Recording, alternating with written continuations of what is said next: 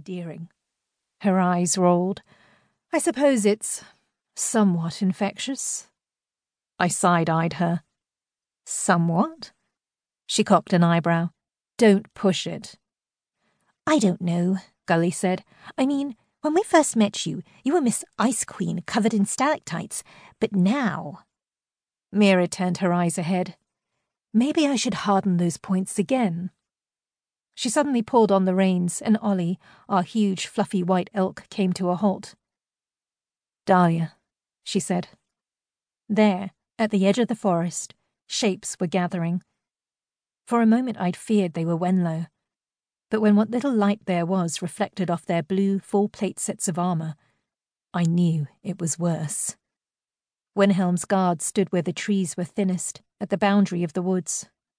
One of them already had a sword in his hand, drawn, the blade gleaming. It's all right, I said. We expected this, didn't we? Not so soon, Mira said. I thought we wouldn't run into them until we reached the bridge. But it's happened now, so we'll adapt. We have a plan. Let's put it into action. On it, Gully said, and she fluttered out of my hair and settled on Mira's shoulder. A moment later, she let herself fall against the white-haired Fae's skin. She was gone in a puff of glittering green dust, becoming a butterfly tattoo on Mira's shoulder. I took a deep breath as the soldiers began their advance on the carriage. Had they been waiting for us? It felt like they had been. I found it a little suspicious they were already here, blocking the way out of the forest. It was possible they knew we were coming, and we had prepared for that. But it wasn't an ideal situation. It meant the Prince, Radulf, not only knew we were coming, but also knew we would be arriving exactly here, at exactly now. He'd been watching us, or at the very least monitoring our progress through the woods, and he'd had ample time to prepare for us. The first of the soldiers raised his hand toward us. No further, he yelled, his voice bounding off into the woods. Disembark and prepare to surrender to us. Surrender? Mira called out. For what reason? By order of King Yidgam Wolfsbane and the Crown, you are to disembark from your carriage and accompany us back to the city. If you resist, we will have to use force. You do know who we are, right? I called out.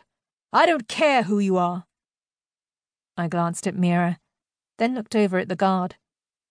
But you know who I am, which means you know what I can do. We didn't come here to fight. In fact, we are here because we are obligated to finish your stupid competition. So we'll happily accept an escort back to the city. But you're not arresting us. The guard stared at us from behind the slits of his metal helmet. His eyes burned blue and crisp as the once clear Arcadian heavens. But instead of a distant coldness, I saw the truth behind them. This man despised me, and so did the rest of them. I was under no illusions that any of these men would eagerly draw their swords and try to take us down if they could. They had been told not to. That was the only reason why they had shown any kind of restraint. I liked to think it was because they had been warned not to instantly resort to using force. If Radulf had sent them, then he knew what he'd be sending his men into. Keep your carriage, the guard said, but follow us to the city and don't deviate from the path.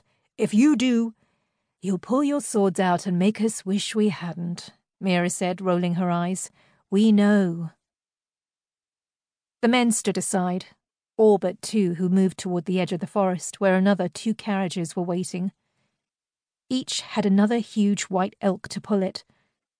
They stood stoically, the soft wind ruffling their furs. As we emerged from the woods, the other soldiers filed out behind us, making sure to close the way so we couldn't go back through.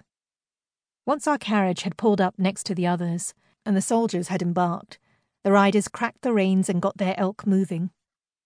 I looked over at Mira, confident that there wasn't anyone within earshot of us. We need to stick to the plan, I said. Don't deviate, okay? Why in the world would I deviate from our carefully crafted plan? She asked. Because you've caught a bit of humour now, and you may be prone to acting recklessly. Mira's eyebrow arched. Am I now? I'm not saying it's a bad thing, only that we know what we're expecting here. You and I both know what's going to happen next.